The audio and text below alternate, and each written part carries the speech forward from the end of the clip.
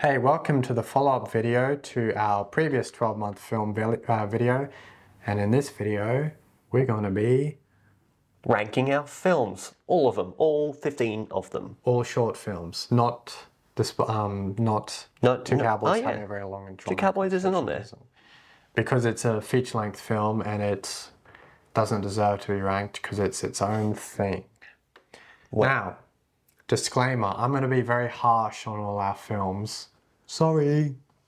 I'm not. I like most of our things. Yeah, I'm sorry, I have to be harsh. So let's start from the start. That would be end of the line. The end of the line. Well, I'll go first because it's short, it's funny, but it's poorly dubbed. So I'm going to put in A. That's hilarious because I was also putting it in A, also because of the humour, but also not just the length, but the simplicity of it, how easy it was to film, and how easy it is to watch. Next up is the sequel. Yeah, End of the Line 2. We have notes down here, which is why we're looking at our computers. I wrote it expands slightly on the formula of End of the Line 1 by adding an opening scene, which is my favourite part of the film. However, the main part of the film didn't change enough to warrant a sequel, in my opinion. So I used to really like this film when it first came out, but now I'm probably just going to put it in C. I was tossing up between B or C. I may change it at some later point, but right now I've got it in B because, yes, I do like the opening scene. It's a very good addition. The jokes are still there, but it's a lot of the same and it's not very distinct from the first one. I've written here it's a little bit forgettable just because they kind of blend together because they're basically the same film. The only really discernible difference I can think of in my head is the location and the costumes and the opening scene. The Future Is Now. Oh, I like this one. I said fairly clever use of AI. However, AI is still terrible and really we shouldn't be using it because it's immoral in a way. And it was back then. The sort of shallow sound design in the film, but the film itself is still pretty funny, so I'm going to put it in B. Oh, wow. I've also got it in B. I like the script and the kind of the concept, the idea, the little concepts we explore within the film. I really like the VFX. But the use of AI is what brings it down a little bit for me, even though we're the ones that wrote it. Yeah, well, let's be honest, ChatGPT wrote a bit of it. That's true. It wrote the AI character's dialogue. And then you fleshed out the script, and then I fleshed out the script. So it was a 3-level film, writing process.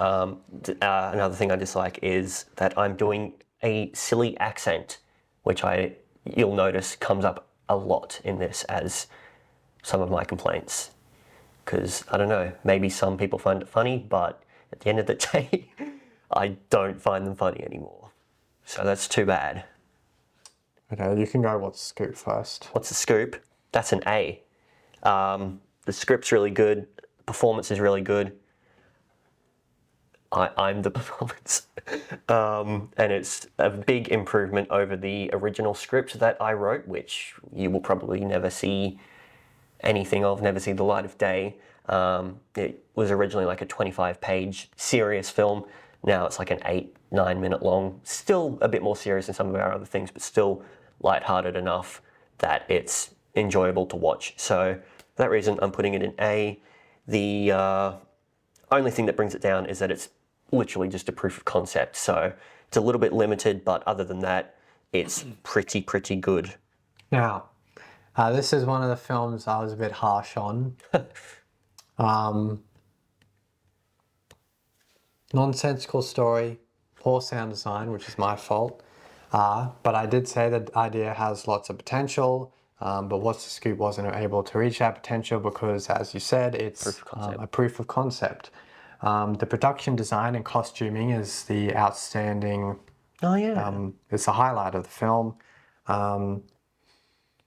You know, I used to really like this film, but now it's sort of soured a bit. But I know if we were to do it again today, it would be much better. And I also really forget that it's like 6 minutes long, Oh yeah. So did I, apparently. because it feels like it should be longer, but it's just kind of poor pacing. Yeah. So I'm going to put it in C. Oh wow. I wonder which film is next. The Spy Who Came in from the Rain. The only thing I like about that film is the costumes, which even then there's nothing to do. It's just I like the coat that I wore. That's really kind of my favorite costume. That's the only good thing about that film. I took it way too seriously. I didn't put enough effort into the set design. I put some effort in, but not enough to actually make it good. It kind of fell into the uncanny valley of effort, which is a thing that you've come up with. I invented. Yeah. The uncanny valley of effort. Yes. And the editing process was a little bit terrible because I forgot to plan. So I didn't get enough shots, didn't get enough coverage. It was a nightmare to edit. I originally started. I was thinking I'm gonna make this a funny one. I'm gonna make this a bit like a YouTube poop or like a meme or something. Yeah. It's gonna be like a meme film. And then halfway through that, I was like, oh, screw this, I can't be bothered. And I just edited it into the most basic thing ever. There's a lot of cuts in there because I didn't plan. Too much improvisation on the day with everything, not just performances. Because we stuck to the script. You stuck to the script. I didn't learn my lines. Yeah, I never learn my lines. So for that reason, I'm putting it in F, which I'm sure you will as well. Yes, I was a little more concise on my review. Oh, wow. Bad sound design, dialogue is barely audible in some parts. Music is too loud, terrible acting, ugly cinematography, good outro. I like the outro. Oh, yeah. And the idea did have some potential. Yeah. But it was poorly executed. F. What's next? Who saw that coming? The Dream Case. The Dream Case. Now, I like this film. This is probably one of my favorites. It's a fairly unique story. We went away from what we usually do, which is there is some of this There is. in it, but it's not like it's not an action first film. It's a noir film. It's a film, not a movie.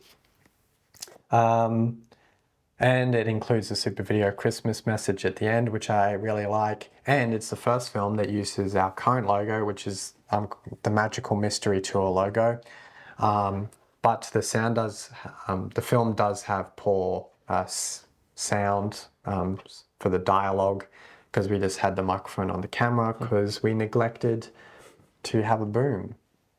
So I'm going to put in A.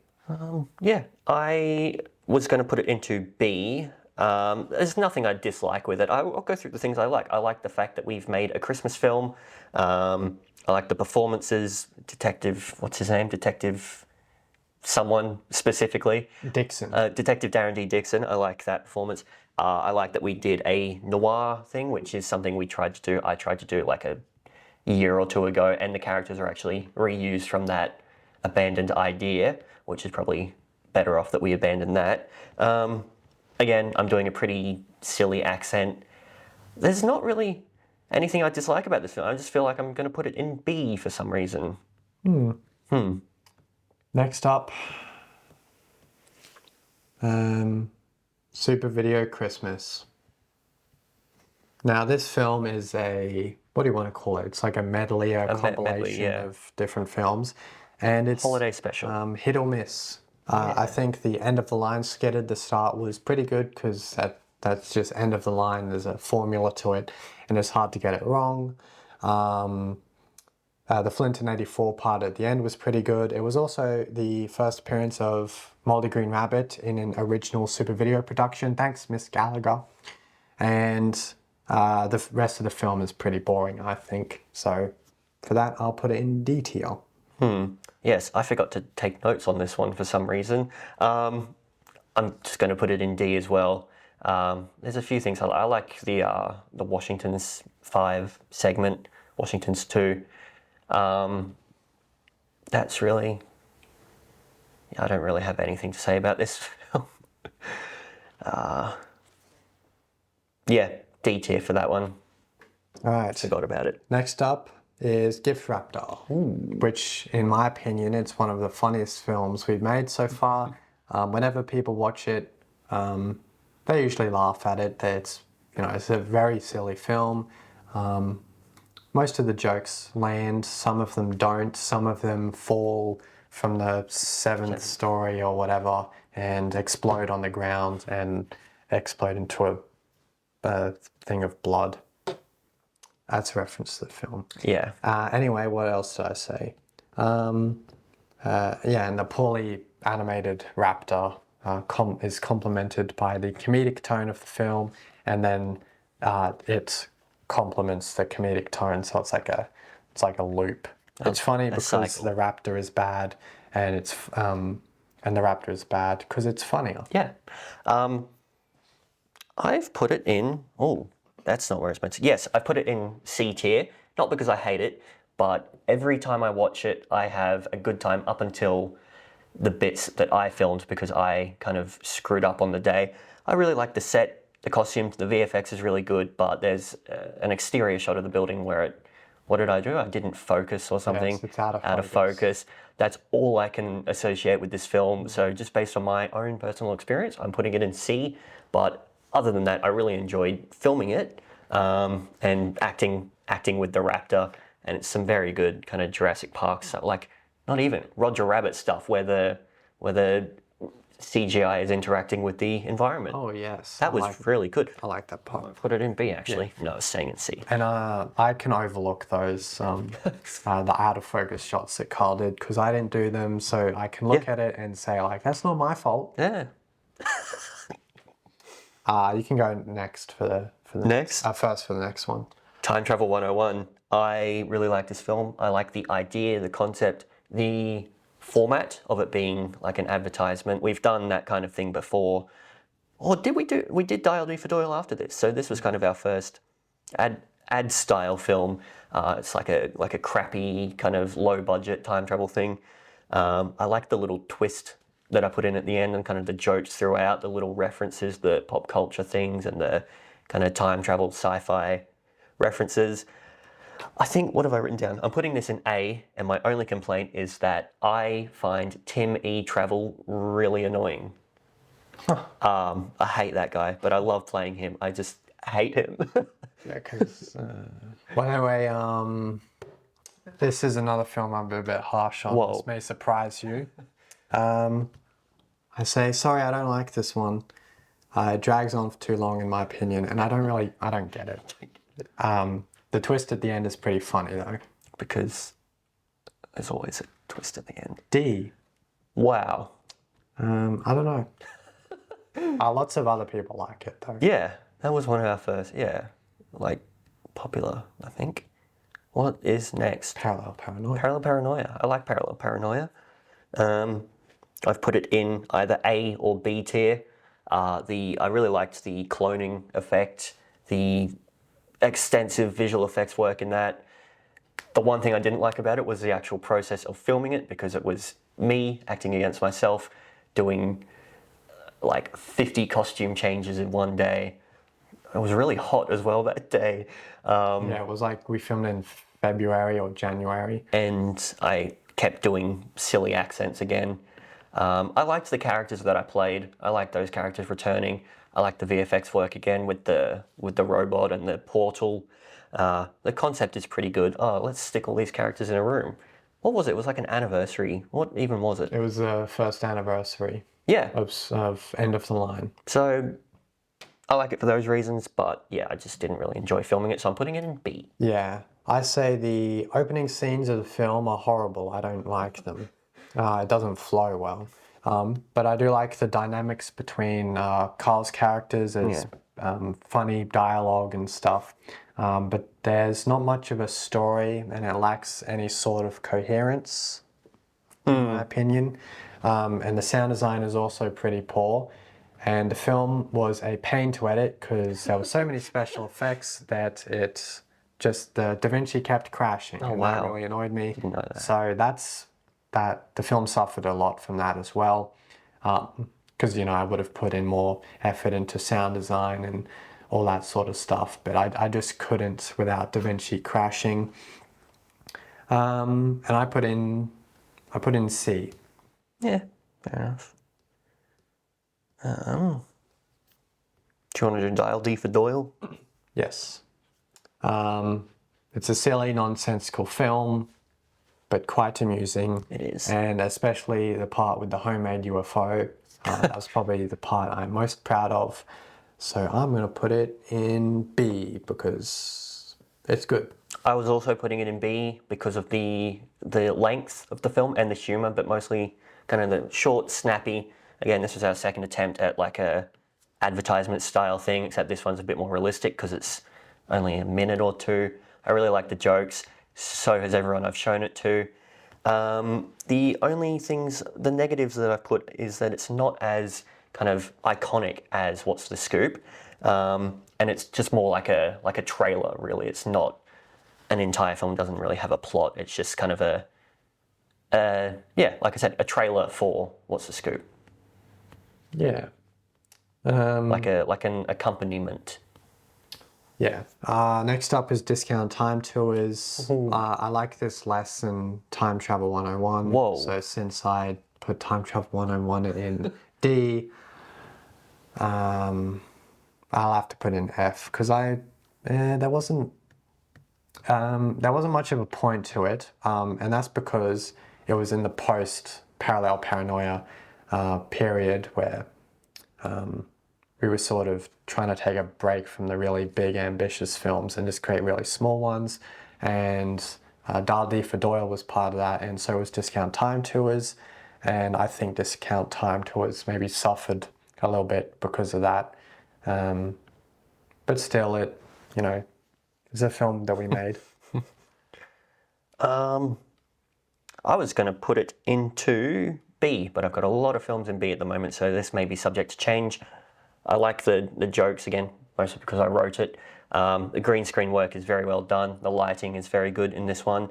I edited this film, aside from the green screen, I basically cut it together, so obviously I know where all the flaws are, so that's a bit of I didn't really like not the editing process, but I just know I could have done this bit better or this bit better.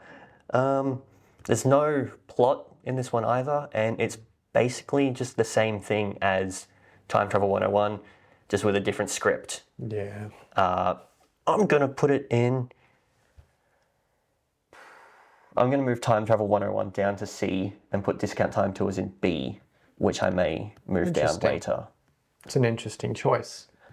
Yeah, I don't know why I like Discount Time Tours better. It also... yeah. I think it was potentially good. I liked the script. I don't know, there's just... there's something about it. It doesn't really... don't look at gift wrapped in a mouth. Where did I put that? I forgot. I haven't put it. A, okay. I didn't put it on my tier list. Wow. Next up is... That's my film, The Agent of Danger. Going in D for danger, which in the film I think it stands for defense or something. The script is all right. I'm a bit more proud. This was the second script that I wrote. We were originally going to do another one, but then I just randomly came up with an entire new script in my head within 2 minutes. And I was like, I like this way better. I'm going to write it. I'm going to write it in a way that we can film it easily. The effects are really good. Again, cloning and green screen. The locations are pretty good. We used like an underground parking garage, which kind of adds to the film itself. But it is too ambitious, too serious.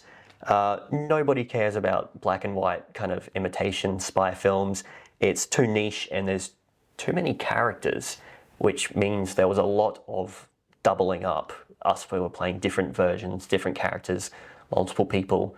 There's only 3 actors in the whole film, but there's like 7 characters. So, yeah, reached a bit too far. Flew too close to the sun with that one. D for danger. Icarus.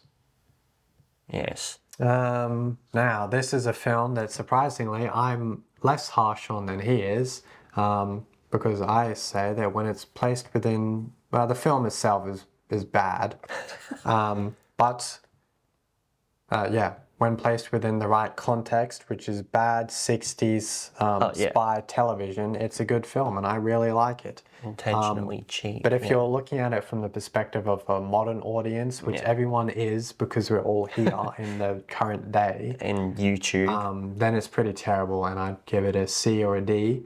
However, I'll even out my scores because I would give it an A for a 60s spy film, a 60s television Yeah. spy thing, and a C for like a modern film. It came out in the wrong generation. I'm gonna give it a B. That's fair. So, yeah, the things I'm more familiar with, I'm more likely to rank lower, unless it's Time Travel 101. Oh, and this next one, Memory Lane.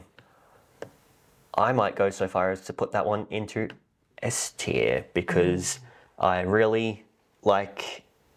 Yeah, it was an adaptation of a Bluey episode, which you can kind of see if you're familiar with the episode Chicken Rat. It's kind of a story told backwards with flashbacks. Obviously, not the first thing to have done that. That's just the first one that I know.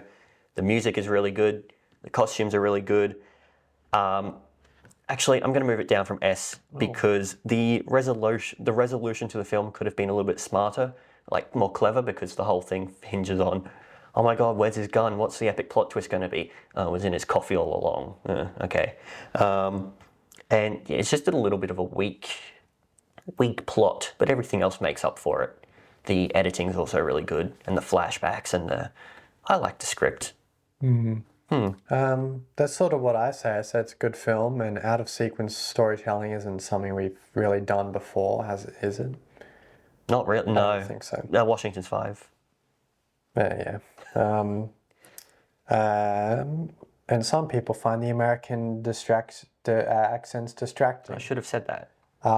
However, those same people get their cousin to voice the dog in the film, and for that we are incredibly grateful. And thank you. I would put it in S tier, however, the ending sucks, so I'm going to put it in A. It's the same thing. Now for the best film. Yeah, speaking of endings that don't suck. Baseball. Oh, baseball. End of the Line 3, which, for us, hasn't come out yet, but we've seen it. I'm assuming this video will be out after the film. Script, very good. Special effects, also very good. The entire thing, or most of the thing, takes place in kind of a green screen world, so it kind of relies heavily on whether or not the effects are good or not, and they are, which is why the film's good. It has an actual plot compared to some of the other End of the Line films and just some of the other films that we've made. And the plot's pretty good, pretty good.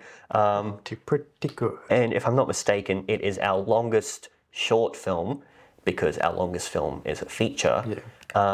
And it works because it's the epic conclusion, and I don't find myself bored by it. I always assume it's a bit shorter than it actually is because it just breezes past. I've written that I don't like my acting as a negative, but that is entirely subjective. That is just me. I'm sure my acting's good. I don't know. Ask somebody. Ask somebody. I wrote something similar. It's the most ambitious super video production yet, even more ambitious than our feature-length film. It also has the most unique story out of all of our films because, as far as I'm aware, most of our other films were like inspired or informed by other films, but this is like, I wrote 90% of the story for the film, and you I wrote scenes. you wrote some of the story. And all the bits that I wrote, they were entirely original. I didn't get inspiration from anything else. It was just something I came up with off the top of my head. You added a Doctor Who reference in there. So, yeah, that's that. What was the reference again? It's the climax of the film when the council leader comes in. That is true. I did.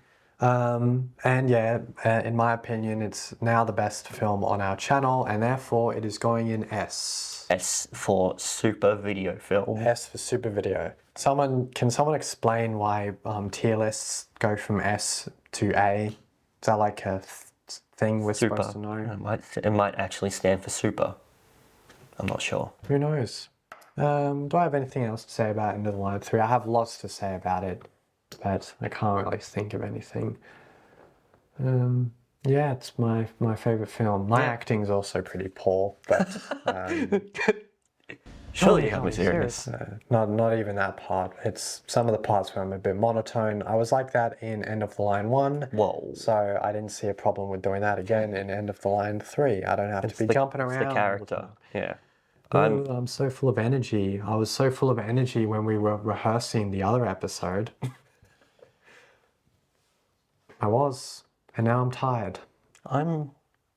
Yeah, I woke up pretty early. Did you woke up, fall out of bed, drag a comb across your head? A day in the Shaving life. razor. Oh, I thought you were doing Data and Believer. Nope. Shaving razor on my face. It's cold and it stings or something. Now, it's time for Thing of the Day. Oh my god. Today's Thing of the Day is learning from your mistakes. I Wow. wrote it in cursive. Have you learned cursive yet? If you're American, I don't think you learn cursive, but it's still taught in Australia. Oh wow. That's right, kids. Your teachers were right. You do learn from your mistakes, and making mistakes is very important. We made lots of mistakes over the past 12 months with our films, and although I was very harsh on a lot of them, going back and looking at them and rewatching them was actually very helpful. We get to see what we've done wrong, what we can improve, and see how we can make things better in the future. Yes. Learning from your mistakes allows you to go from making something like the spy who came in from the rain to memory lane. So there's a big thing there. Lane could be a song. What's So- oh, Penny Lane. As we said in the other episode, a bad film is better than no film at all. If you make lots of mistakes, you will learn, as long as you want to learn, because if you're in denial, then you won't learn, and then you might end up being the president. If you're in denial, you might be in like an Egyptian river